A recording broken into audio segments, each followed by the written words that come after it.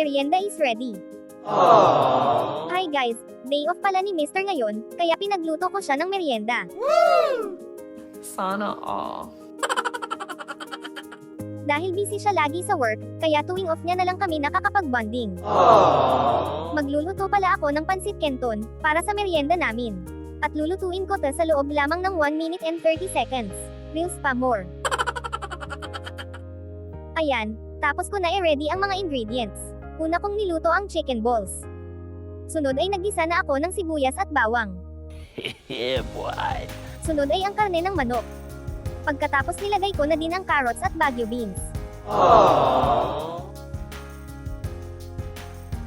Sunod naman ay ang repolyo. Nung luto na ang mga gulay, sinet aside ko muna. Sunod naman ay, nagpakulo na ako ng tubig. At nilagyan ko na din ng toyo. At nilagay ko na ang pansit canton. Nilagyan ko na din ng pangpalasang paminta.